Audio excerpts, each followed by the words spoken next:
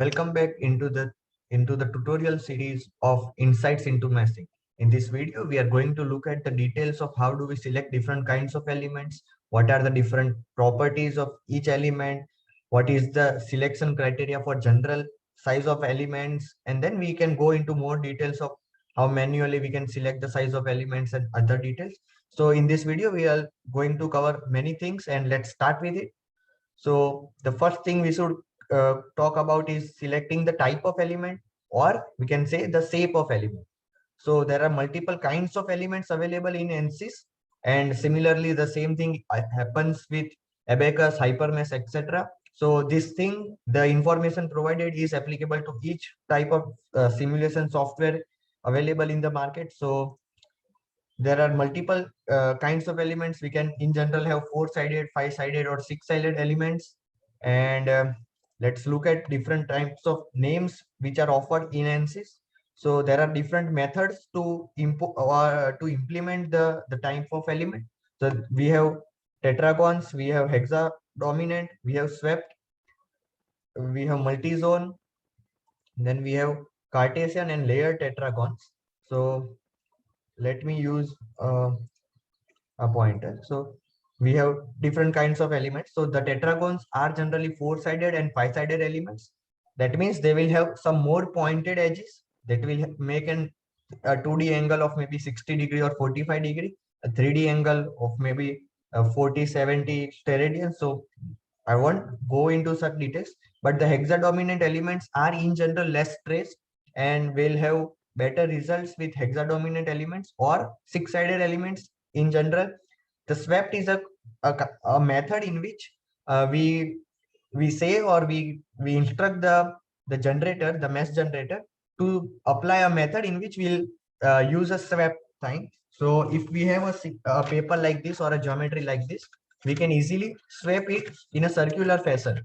So if I can swap it in a circular fashion, and similarly if I have cuboidal, then we can sweep it from one face to another, say bottom face to top, front face to backward face. So that is a swap method.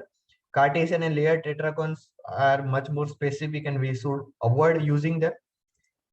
So a six-sided element would something look like this, where we can easily count that there are six-sided. So this green highlighted element is one element. And similarly, if we see a five-sided element, we can see a tetragonal element over here.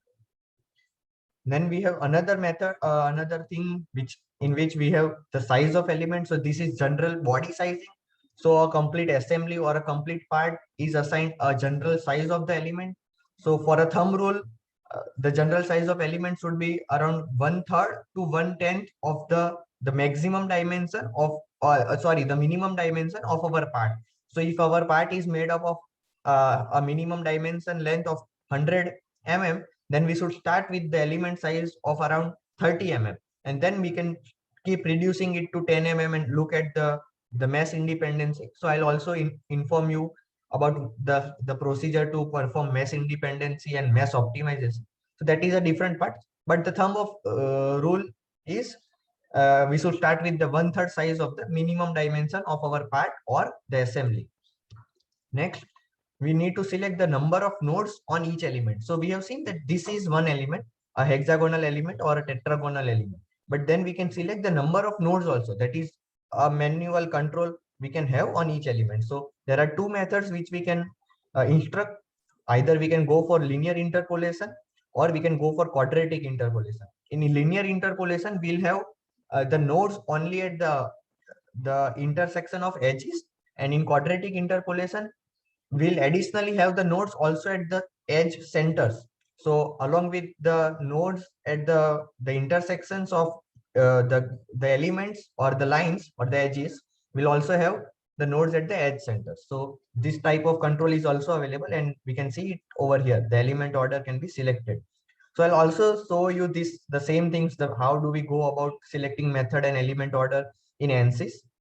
But this is general representation. So for representing the element order, this shows the linear order in which the nodes are only at the intersection of edges, or the grid lines. To be more specific, the correct terminology is grid lines. And similarly, when we go for quadratic order, we can see that additionally the nodes are also generated at the edge centers. So at each edge center we'll have a node. So that is, over here we have more refined number of nodes. So the mesh is not refined, but the number of nodes have increased. And when we increase the number of nodes, we also go into details of how many finer result we can have, the gradient of the result. So if my value of stress is changing in X amount from one node to another, over here in the quadratic order, the amount of increase or the change will decrease by 2. So we can have more refined results. So let's go into workbench. Over here, let's go for a model. So in the model, we can use the meshing module. So we'll look at it. So it's starting. So we'll also figure out that what are the different manual controls which are available to us. But for that, we'll go into the next video. In this video, we'll only look at the general global methods in which we need to select the element. We need to select the type of element, the method to generate mesh, and the size of elements. So I think it is taking some more time.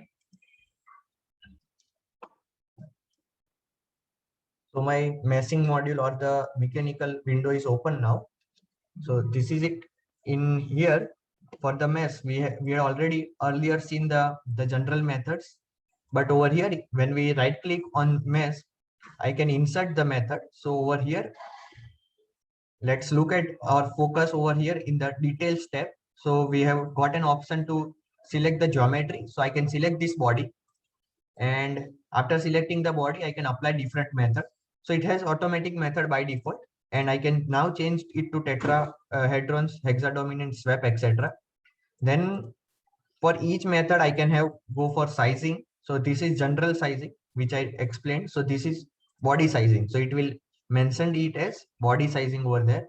And over here, I have two options. I can select the element size or sphere of influence. So the sphere of influence will be explained in the other video where I'll go for more details. But for the general element size, to start with, you should have 1/3 of the size, right? So that's also more or less followed over here also. And the other details were the element order and the size of element. So I have explained the size of element. Now we have the number of nodes or the element order.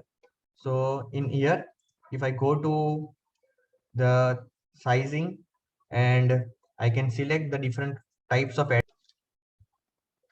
advanced option are not required, but in sizing, I can go to the method in which I selected. So if I select over there, I can see the element order, and over there I have an option to select the linear or quadratic element order. So that's it for this. I have explained the different size or types of methods, the kinds of elements we have, the general body sizing, the rule of thumb you should always remember, and the element order variations. So in next video, we'll look at into more details of how we can manually set up our mesh. Thank you.